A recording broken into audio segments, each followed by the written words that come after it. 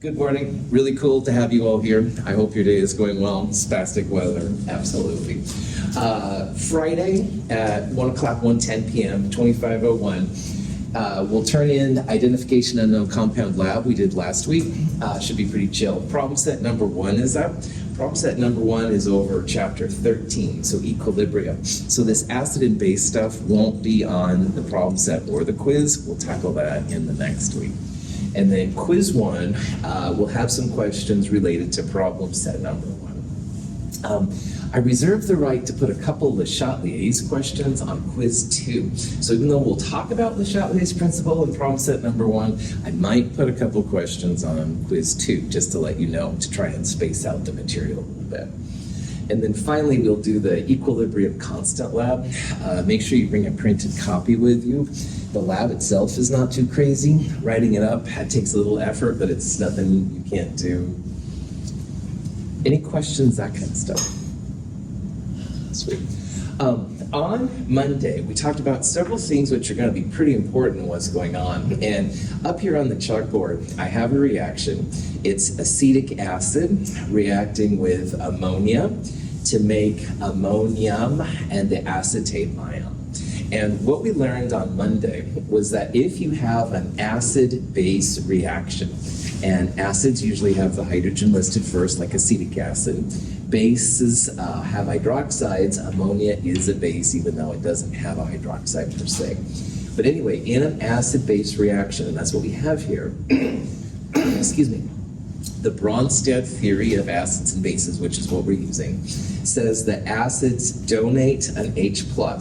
So on the other side, you can see you've got acetate, which is acetic acid without hydrogen, all right? On the other hand, bases, according to the Bronsted theory, are hydrogen acceptors, hydrogen ion acceptors. And so ammonia turns into ammonium. It took the H+ from the acid and became ammonia, all right? So Bronsted-Lowry theory is what most scientists use most of the time for acids and bases. There is another important theory we'll talk about at the end of this chapter, but not quite there yet. But another interesting thing is that if you have an equilibrium, all right, an acid becomes a base. Because this is equilibrium, reactants go to products just like before, but some products will always go back to reactants as well. So if you look at the products here, and you think about how they might react, well, ammonium could give out the hydrogen to the acetate ion. So ammonium would be like an acid, and it would create ammonia. Acetate itself can accept an H+, it can be a base, and become acetic acid. So all acid-base equilibria systems are conjugates. And what a conjugate is, those are just chemical species that are related by an H+. So in this reaction, acetic acid and acetate are conjugates. If you take away an H+ from acetic acid, you make acetate. If you add an H+ to acetate, you make acetic acid. That would be a conjugate pair. And same thing for ammonia and ammonium. If you add an H+ to ammonia, you make ammonium. Take away an H+ from ammonium, you make ammonia. So all acid bases will be this kind of way. They'll have conjugates. And that's kind of a trippy thing because the acid is creating the base, and then that creates a new base which can recreate the acid. I'm going to let you philosophically contemplate that in your own time. But anyway, on top of that, we talked about what pH is, and pH is minus log of the hydronium ion. So instead of writing 2 times 10 to the minus 5 molar ammonium, or excuse me, hydronium, this is a nice way to tell if something is pH acidic or not. And as we talked about, if you look at this little strip right here, acids have pHs greater than or less than 7, there we go, and bases have pHs greater than 7. So if you had a pH of 5, you know right away that's less than 7. That's going to be an acid. On the other hand, Clifford says he has a solution with a pH of 11.3. Well, I know that that's greater than 7, so that's going to be basic. Okay. Questions so far? Yeah. So for pH, you get negative log concentration of the hydronium. That's right. Okay. That's right. So in a lot of these problems, Clifford, will be after how to find hydronium. And for strong acids, it's easy, all right, because all the strong acid ends up as hydronium, all right? So 0.3 molar HCl would have 0.3 molar hydronium, and you could plug it in. We'll talk about how to find hydronium for weak acids like acetic acid. Good question. Chief? I'm sorry, I was paying attention to something, but what is PO? Cool. So pH is related to hydrogen. POH is related to hydroxide. So POH would be minus log of hydroxide. So you'd have an OH minus right there, G. That's a good question. You could have PCl, which would be minus log of the chloride concentration. We'll talk about other kinds of PX systems here in a little bit. And then finally, one of the most important equilibrium constants of Chem 223 is Kw. Now, Kw is for water's autoionization. And as we talked about on Monday, water will break down a little bit into some acid, hydronium, and some base, hydroxide, all right? It's a very small amount. Our bodies are used to it, so you can drink all the water you want and not have a burn go down your mouth or something like that. However, in chemistry, this is really important because from the autoionization, you get this expression right here, which is pH plus POH equals 14. Now, this only applies if you're close to or room temperature, because the 14, as we saw on Monday, comes from Kw. So if you happen to do temperatures, say at 100 Celsius, you would have a different equilibrium constant K for Kw and a different number right here. But there are some pretty cool implications we'll talk about here. Questions so far? All right. All of these pH, hydronium, and then also hydroxide and POH things deserve a little more comment than that. So in last week's lab, we used pH paper to tell when something was basic or acidic. And these paper is really cool. But all of these things are interconnected to each other. So as the amount of acid goes up, the pH goes down. So small pHs are more acidic than bigger pHs, and that means you have more hydronium at the smaller pH. So it's a inverse kind of system, all right? Hydronium goes up, your pH goes down. However, POH and pH are related by this 14, all right? So if you have a small pH, then your POH is going to go up. So as pH goes up, POH goes down. And as pH goes down, POH goes up. And I just want to have you start thinking about it. Now, Kw equals hydronium times hydroxide. So if you have a lot of hydronium, you're going to have a small amount of hydroxide.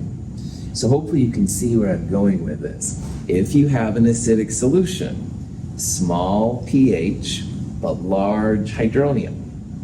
But large hydronium means small OH minus, and small OH minus means big POH, all right? Because of Kw, the POH and the pH are opposite, and because of Kw, hydronium and hydroxide are opposite. One goes up, the other one goes down. You can do the similar kind of thing in a basic system. Now, in a basic system, you'd have a high pH, all right, like a pH of 11 or something like that.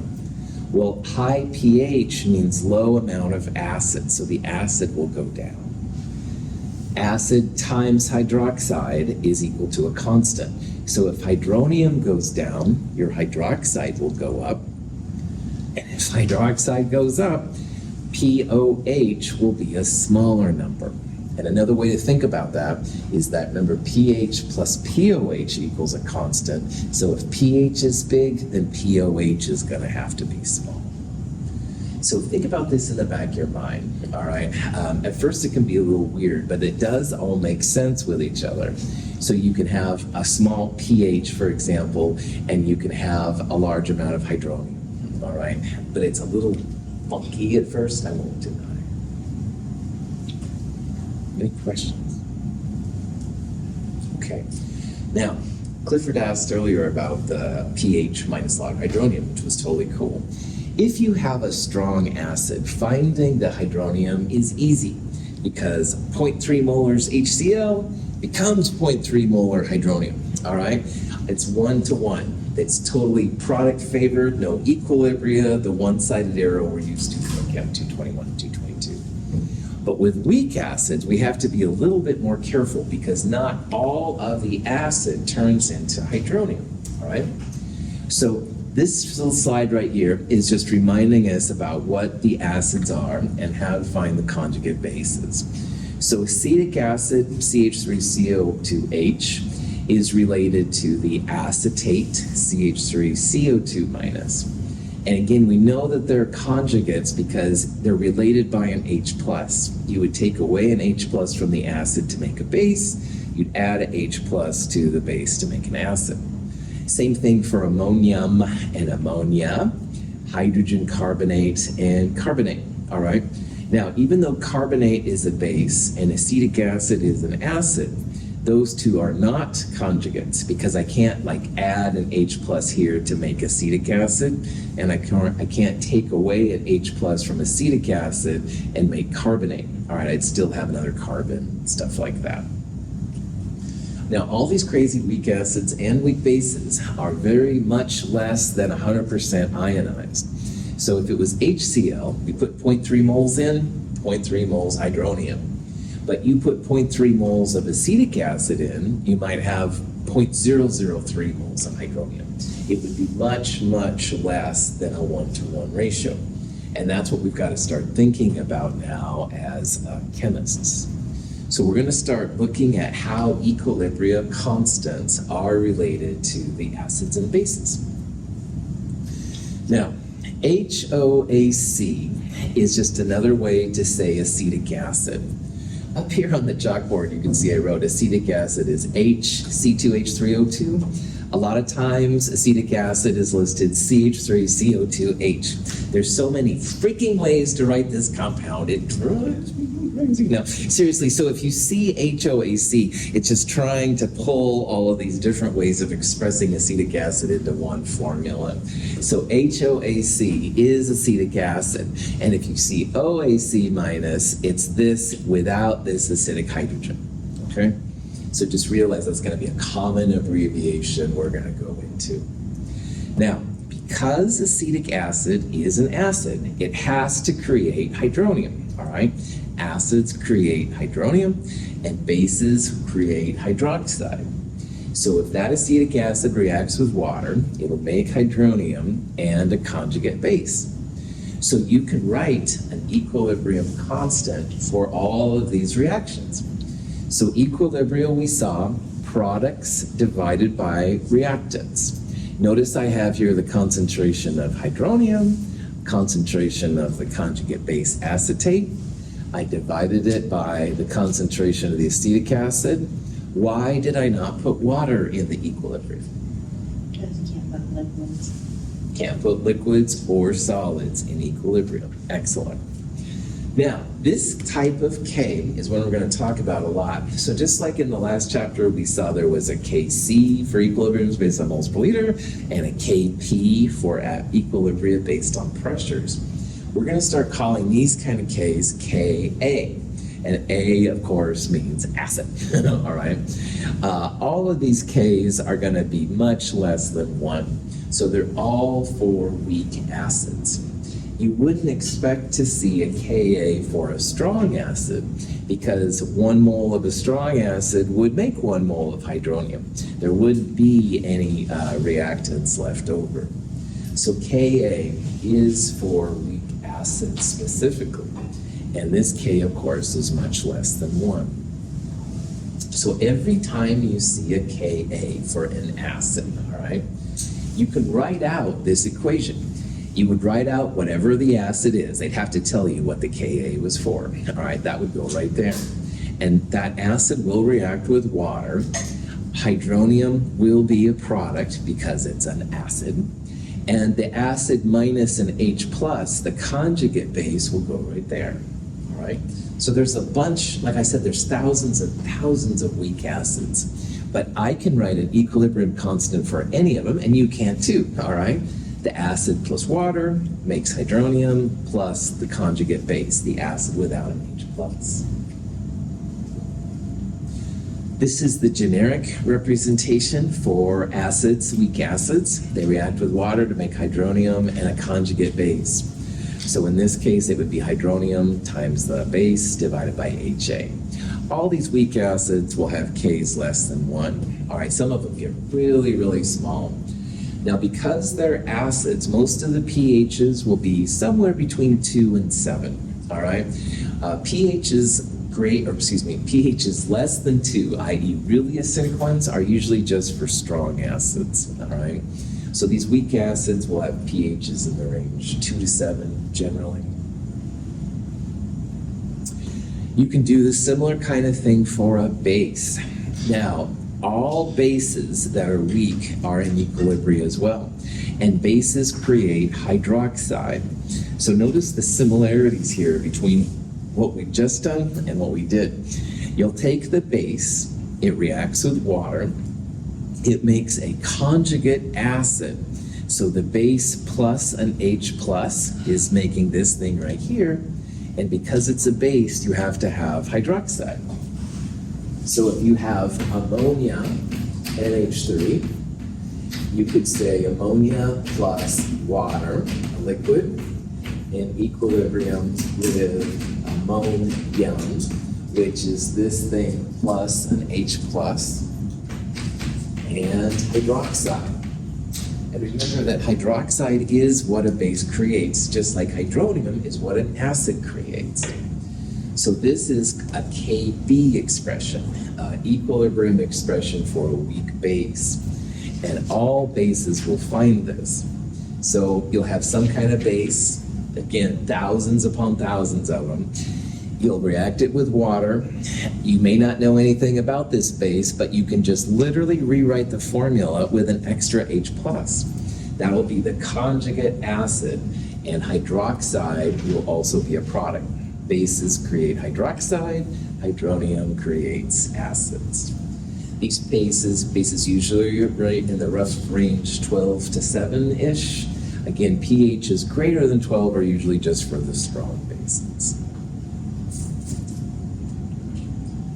All right. Now, if you look at this long enough, all right, if you take some random weak acid HA, react it with water, it makes hydronium, it makes the conjugate base of the acid. This is what Ka is all about. But if you look at the corresponding weak base as a base itself, well, you can rewrite this then as a Kb. So if you take literally this base right here and you rewrite it with water, it's going to make hydroxide because it's a base, and the conjugate acid pops back in. So let's say we wanted to do that.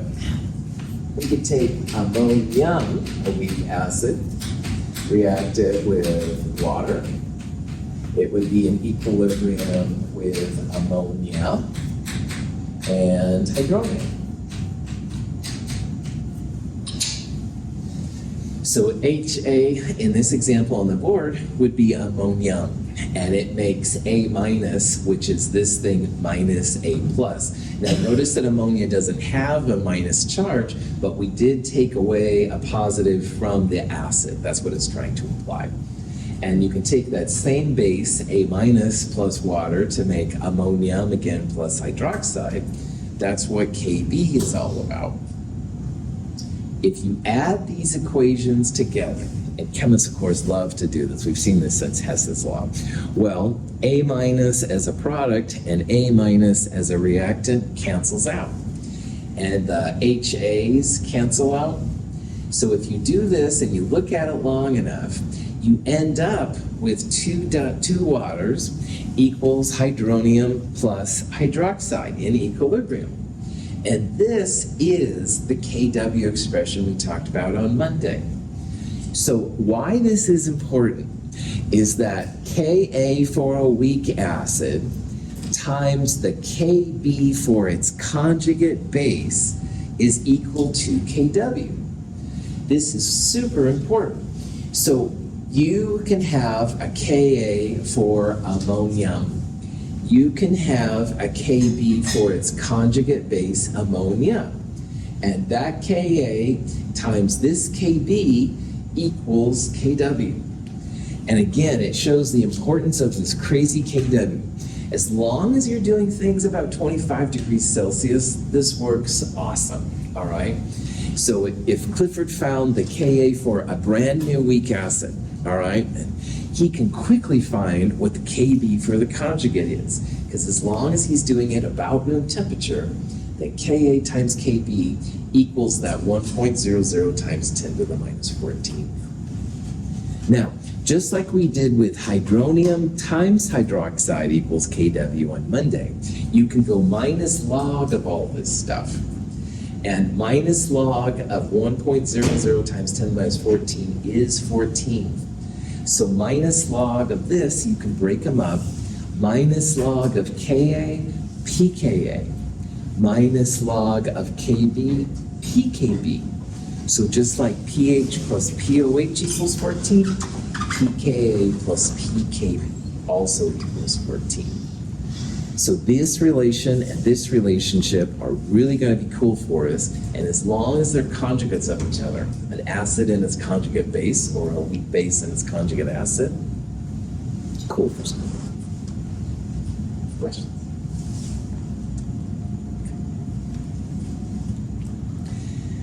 In problem set 2, at the end, you have a table like this. And this is a table that will always be accessible to you. You never have to memorize any of these numbers, but these numbers are really, really important to you. There's several tables on the internet. Please make sure you use my table if you're doing problems to make sure all our numbers correspond, stuff like that. A good table of acids and bases, all right, will have, in my opinion, acids on the left and bases on the right. And we have a table of Kas, and you can see at first it's large, large, large, and then 1, and then the numbers start getting smaller until at the end you have very small, all right? On the other hand, the base side over here, the Kb's start very, very small, then they get bigger, bigger, bigger, bigger, bigger. Here's a 1 down here, and finally you get to numbers that are super, super large, okay? So what we're seeing here are the acids and their conjugates right next to each other. So acetic acid, HOAC, is CH3CO2H. Its Ka is 1.8 times 10 to the minus 5. And right next door to it is the acetate ion, the conjugate base of acetic acid. Well, the conjugate base of acetate, the Kb value, 5.6 times 10 to the minus 10. And for all of these numbers, at least the ones that are weak anyway, Kb times Ka should equal Kw, all right? So there's all kinds of cool things you can get from it. As K gets smaller, you have less and less product. You have less and less hydronium. So that means if you have less hydronium, your acid strength is going to get smaller. So when a table is set up this way, and that's why I really like tables like this, the strength of the acid is going down. It's going down if you go this way, it's going up if you go this way. Either way is fine. It gets stronger as you get higher, and it gets smaller, weaker as you go down. And the bases are the opposite, all right? So as you go down the table, your bases are actually getting stronger. Remember, as K gets bigger, you're more likely to have more and more product. So as you go down the table, these Ks are getting bigger. That means more and more and more hydroxide. More hydroxide means stronger base strength. So the strongest acids are right up here in the upper left-hand corner. HCl, sulfuric acid, perchloric acid, there's other ones. This isn't a complete list, but those are the strong acids. Those are the really, really powerful ones. And the strongest bases are going to be down here in the lower right corner, all right? And then, of course, the weakest acids will be here, the weakest bases will be there, et cetera, et cetera. So- So it makes sense, it's such a small number, such a large number, they just don't put the number there. Yeah, when they get much past KW, then it doesn't get as helpful and stuff, yeah. There's a number here for the sulfide ion. I would be very skeptical of that number, but anyway, don't worry about that. That's fine. Yeah, that's totally a great comment, man. So yeah, most of these are pretty awesome for us. There's a couple of outliers, definitely, but yeah. So hydrogen can be an acid and a base. Yes. So like we saw on Monday, some things can be acids and bases. They auto-ionize. There we go. And so you'll see that some of them will be that way. Now, water is always 10 to the minus 14th at room temperature. This would be the hydroxide. And if you go up here, here's water, 10 to the minus 14th, and just pure acid, hydronium. Yeah. So some of them will go both ways and stuff, which is also powerful yet a little weird too. Good. Other question? Okay, so we'll use this table in problem set 2 and problem set 3. This is going to be really important to us. And again, all these things are not things you have to memorize. I would like you to know KW, but you could even look up KW right there if you know what you're doing and stuff. So, and again, as a final reminder, you start doing research on the human body, which is about 37 degrees Celsius, a little bit warmer than our 25 degrees Celsius. You may have to use different values because KW changes. That'll change pH and POH, hydronium, hydroxide. Any questions? Okay, so here's a question you might run into, and this one just says, which one is the strongest base? Now, let's look up here at the ammonia reaction I wrote on the board. Ammonia plus water is the equation you use. Water is always a reactant.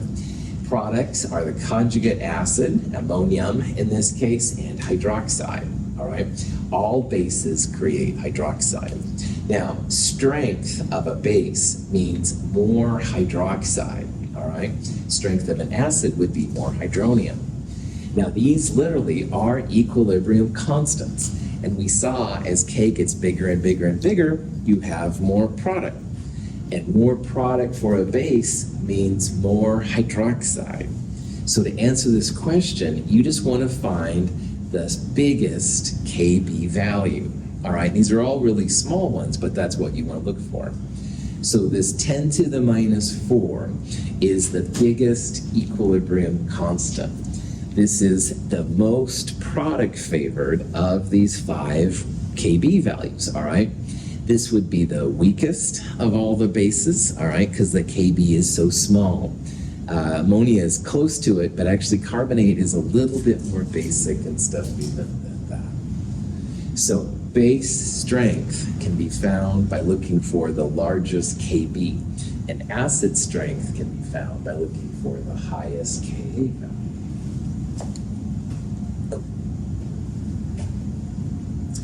All right, so that table has acids, the strongest acids in the upper left and the weakest acids in the lower left. And if you go from the bottom to the top, they will get stronger. Bases are the opposite, all right? Bases have the strongest bases in the lower right and the weakest bases in the upper right. So if you go down the thing, then they're getting stronger. Now, for reactions in general, all right, acids and bases create a lot of energy. So in general, if you have a reaction with acids and bases, the stronger acid-base pair will push to the weaker acid-base pair. So strong acids and strong bases, and even stronger acids and stronger bases, if they're weak, will push towards the weaker acid and weaker base. That's a general rule of thing that people see. So the ones that make the most hydronium and or hydroxide will push to the ones that make less hydronium and less hydroxide. Here's an example using a strong acid. Now, strong acids like HNO3, HCl, HBr, HI, and HClO4, the 5 strong acids. These, I'm writing an equilibrium here, but honestly, it's not an equilibrium. It's a one-way arrow, but let's just think about it as an equilibrium, all right? Well, if you look at that table, HNO3 was one of the strongest acids. And hydronium is strong, but it's not as strong as the stronger ones. So if we were to compare HNO3 and hydronium, all right, HNO3 is higher on the list. So the acid part alone predicts that it's going to push to the product side.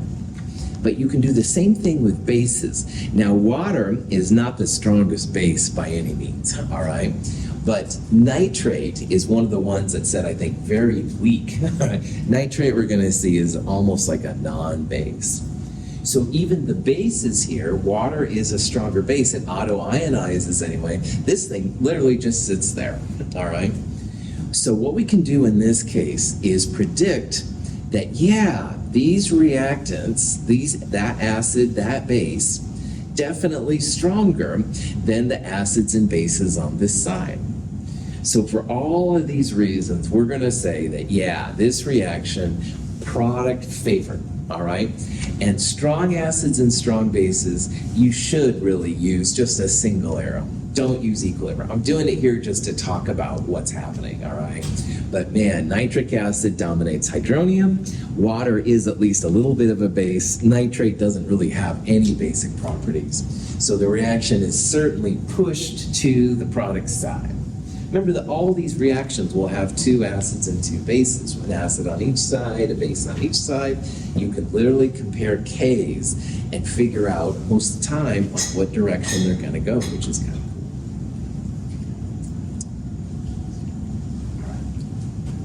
Now, here's an example with a weak acid, all right? So a weak acid in this case is acetic acid, all right? And it's reacting with water, a base. The conjugate acid is hydronium, so the base plus the H plus makes hydronium. And in this case, the H plus is transferred, so you're ending up with acetate ion, the conjugate base. So you can do the same thing we just did and kind of compare what's happening. Now, we said that acetic acid was pretty small, all right? And if you remember what its Ka was, I think it was 1.8 times 10 to the minus 5. That's a pretty small K.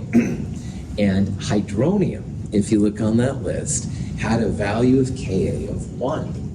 1 is bigger than 1.8 times 10 to the minus 5. So that means hydronium is pushing the acetate back in that direction. You can do the same thing with the bases. Now, acetate for Kb, I don't know what the number is off the top of my head, but it's bigger than the water is. Water's not the best and stuff. It's better than nitrate than the last one, but that's about it. So again, using these things, we can make some pretty strong predictions here about this reaction, all right? Hydronium is a stronger acid than acetic acid.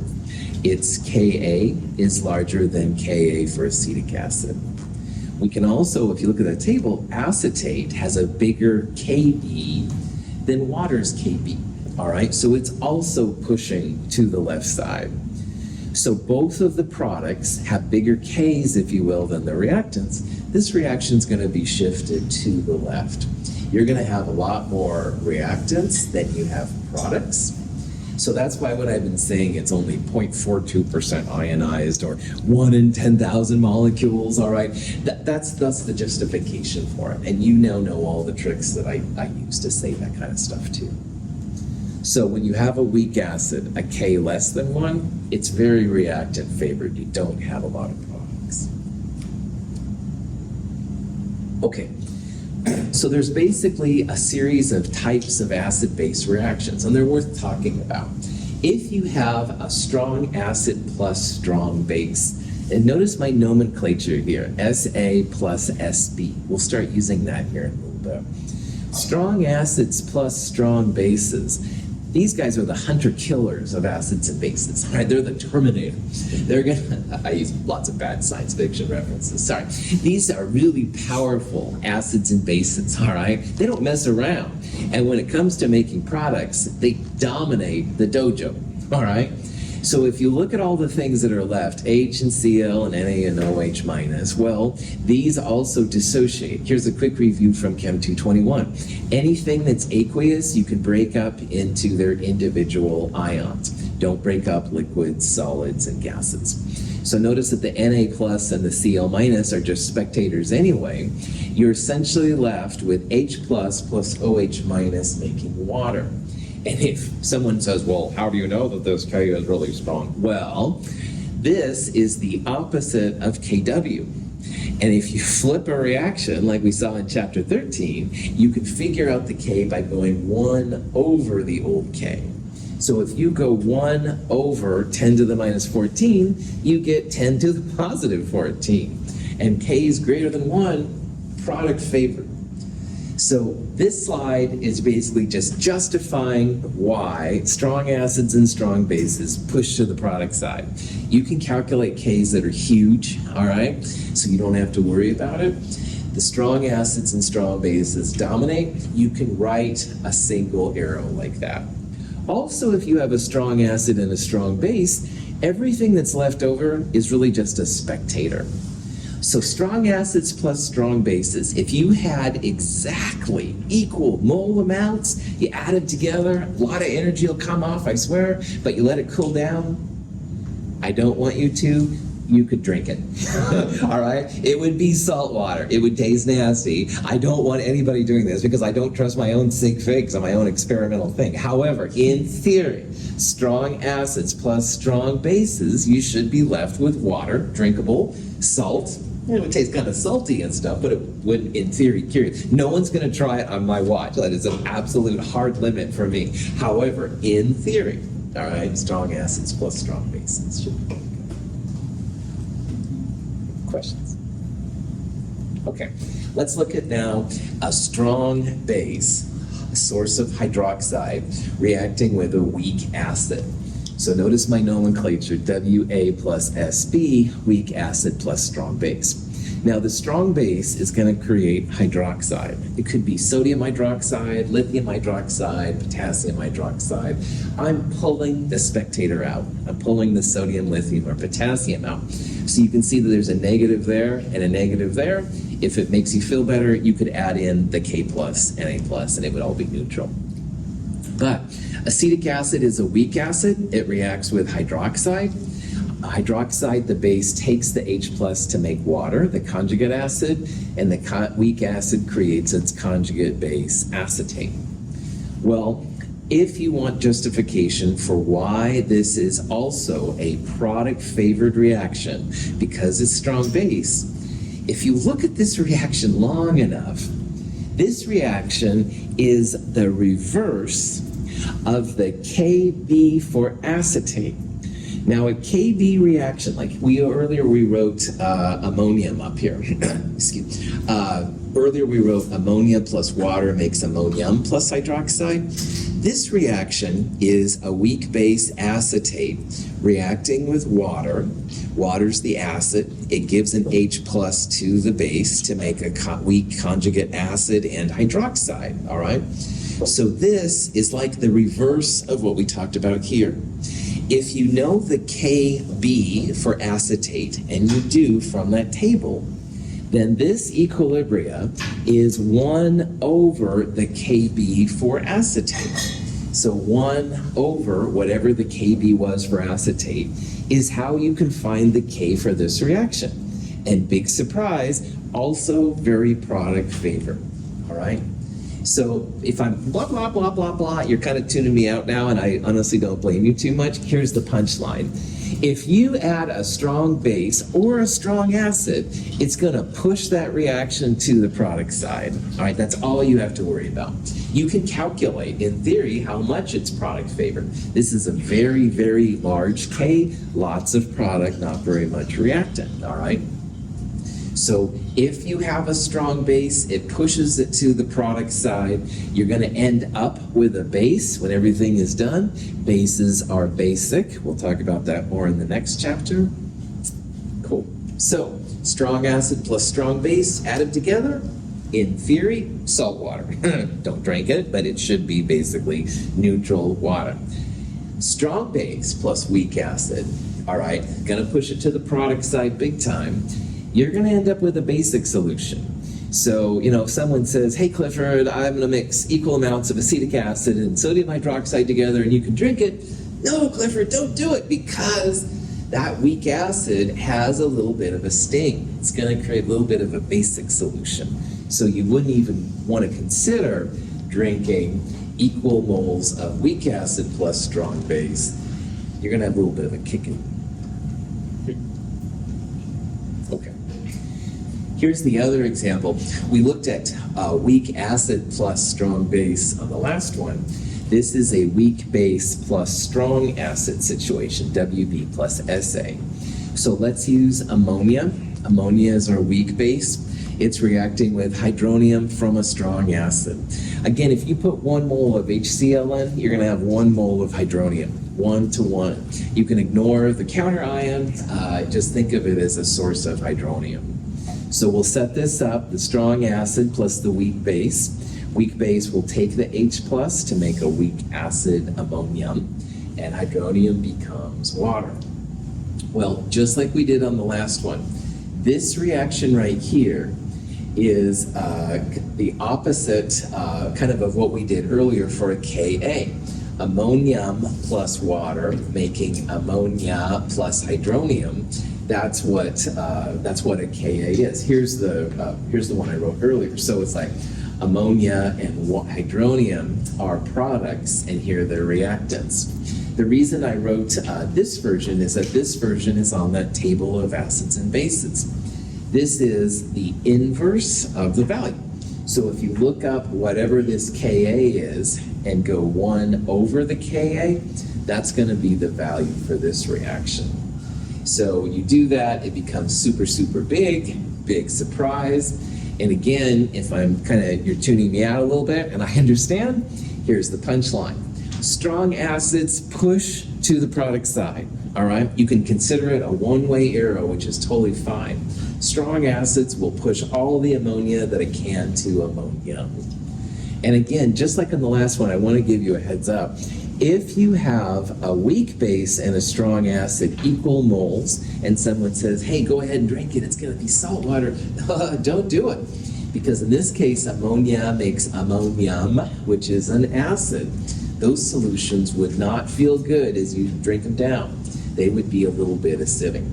And again, I don't want anybody drinking acid and base combinations, period, in my classes, but be very skeptical. We made science, we don't experiment science. Oh, you can even experiment, man, but I want you to be alive and around to appreciate what we find, so, yeah. We're not here to taste this. Yeah. We'll get a Chem 104 student to, no, I mean, we'll just say no, that would I'll be do it. Oh, see, I like you, Chi, so I'm gonna have to say no, I'm sorry. Maybe Clifford, no, I'm just joking. $10? Yeah. Well, if I was thinking 5, but no. This is what you think your life is worth. Nice. Oh, man, yeah, see, you're all making me nervous here and stuff, but what are you gonna do? Questions? All right, so here's the kind of question you might run into. Here's a question that says, figure out what direction this reaction's gonna go. Now it's equilibrium, so it's not gonna be 100%, but you can predict if it's more on the right, more on the left, exactly in the middle, none of the above. I'll be honest, we're not gonna see any that are exactly in the middle. I think that's more philosophical than anything. We can talk about that sometime, but anyway, HCl, is it a strong acid, weak acid, strong base, weak, strong acid, that's right. Here's the punchline. All strong acids and strong bases push to the opposite side. So you can ignore everything else in this reaction, just focus on this. This is gonna push to the opposite side. Pushing to the opposite side here means it's gonna push to the product side, the right side, all right? If this would have been sodium hydroxide with a bunch of stuff, push to the right. If sodium hydroxide would have been on the product side, then you'd say it pushes to the left. It's always going to push away from where it is right now. Question? This looks like a buffer. It's not. We'll talk about buffers in the next chapter, but it's not. But it's close. Yep, you're seeing another thing we'll talk about in a second. Good thing. Now, we've looked at strong acids plus strong bases. Totally product favored. We looked at strong acids plus weak bases. We looked at strong bases plus weak acids. There's one more we have to do, which is weak acids plus weak bases. Hydrogen fluoride is an acid and can donate a proton to a base, such as ammonia. As a base, NH3 accepts the proton from HF to produce a fluoride ion and an NH4 plus ion. HF and fluoride ion constitute a conjugate pair, as do ammonia and ammonium ion. In this reaction, which is a little bit overlap there, sorry about that, HF is a weak acid. It has a Ka on the table. And ammonia is a weak base. It has a Kb value on the table. And they can absolutely react. They can make a conjugate base, fluoride. Remember, the conjugates just are plus or minus H plus. So this plus H plus makes this, et cetera, et cetera. And ammonia makes a conjugate acid, ammonium. And the question inevitably comes up, like, what do you do? Is it more product favored? Is it more reactant favored and stuff like that? And to be totally honest, these you have to have a table of Ks listed. You have to look at the relative strengths of the acids and the bases. So what I would do in this one is I would look at the Ka for HF versus the Ka for ammonium. The acid is a reactant and the acid is a product. And the reaction will go from the larger K to the smaller K. I think that HF's Ka is like 10 to the minus 4, but I could be wrong. I don't know. I know this one is like 10 to the minus 10. So I would absolutely predict that this would be on the product side. Now you could do the same thing with ammonia versus fluoride, but with KBs, all right? And I'm pretty sure that Kb for ammonia is quite a bit bigger than the Kb for fluoride. But that's what I would have to do as well, all right? It's not quite as simple as just saying strong acids and strong bases push to the other side, but you can look at the values of K and make sure that one is bigger or not and stuff like that. We're not gonna look at a lot of weak acid plus weak base interactions because they're more difficult to figure out, all right? But if you had to do it, you would look at the Ks. It's not a big deal. So here's like a summary of the different things we've seen so far. The first one, strong acids plus strong bases. Totally product favored. Now I wrote it here as an equilibrium because really what's left is that, but it's basically like one direction. These pHs are going to be neutral, all right? If you hear about fools, let me share my true feelings with you. People drinking strong acids plus strong bases, it should be neutral. It should be salty, neutral water. It often isn't, which is very scary. But anyway, in theory, if you have equal moles, it should make a neutral solution. Now, strong acids plus weak bases definitely will push to the product side.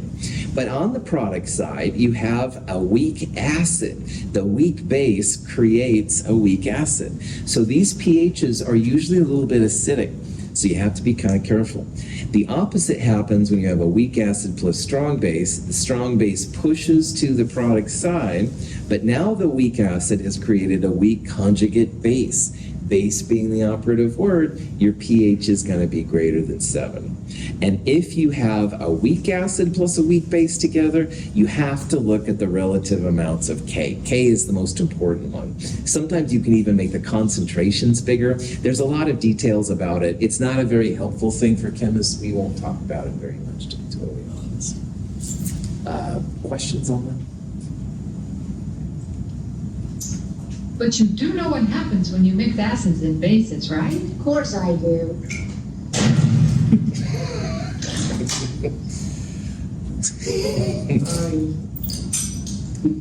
Anyway, The Simpsons and stuff. Now you know and stuff, the different things that can happen. This was definitely some kind of polymerization happening in this reaction. This is from the first episode of The Simpsons. Anyway, we'll talk more about KA and KB on Friday. Have a wonderful day. Thanks for being here.